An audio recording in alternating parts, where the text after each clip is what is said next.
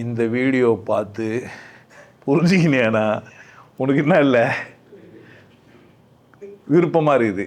அடுத்த பிரிவு யார் இஷ்டமாக வரலாம், உங்கள் இஷ்டமாக வரலாம். நீங்கள் நினச்சிக்காதீங்க ஆணாக வரலாம், பெண்ணாக வரலாம், என்ன வேணால், வசதியாக வரலாம், வசதி இல்லாமல் வரலாம். ஒரு நல்ல ஒரு நந்தவனத்தில் பிறக்கணும், தண்ணி பசுமையான காட்டில் பிறக்கணும், வாய்ப்பு எங்கே வேணால் பிறக்கலாம். நினைவாற்றோடு வரணும். இந்த ஜென்மத்து நினைவுகள்லாம் எனக்கு அந்த ஜென்மத்துலேயும் வரணுங்களா. உங்களுக்கு வேணால் டிப்ஸ் தரேன். ஆமாம், முயற்சி பண்ணி பைத்தியம் போயிட்டால் நான் பொறுப்பாளி இல்லை. ஆமாம், கம்பெனி என்ன சொன்னோம், ஜவாப்தாரி கிடையாது. நிலா எப்பவுமே இருந்திருக்கும், ஆமாவா.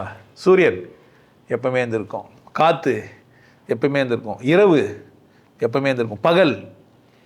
லோன்லினஸ், தனிமை, யாரும் இல்லாத தனிமையில் தனியாக உட்காந்துருக்க.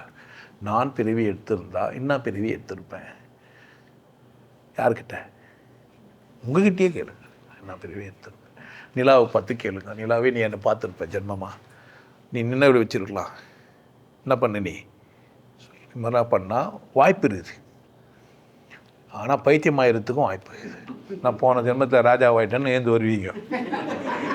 அம்மா யாரை பார்த்தாலும் வட்டகம் பண்ண மாட்டேன்றே நான் சென்ஸுன்னுவீங்க. ஏன் போன ஜென்மத்துக்கு அது சந்திரமுகி நின்று மாறி அது மாதிரி மாறாமல் இருப்பீங்கன்னா முயற்சி பண்ணலாம். புரியுது என்ன சொல்கிறேன்ட்டு? ஆனால் கம்பெனி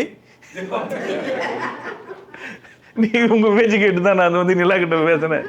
நான் கண்டுபிடிச்சேன். நீங்கள் வந்து சொன்னீங்கன்னா நான் என்ன பண்ணுவேன்னா, நான் பேயை ஓட்டுவேன், நீயும் ஓட்டுருவேன். எனக்கு தெரியாது.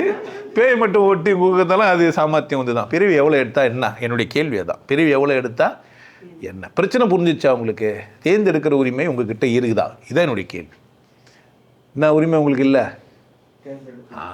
சொன்ன வார்த்தையும் இரவல் தானது,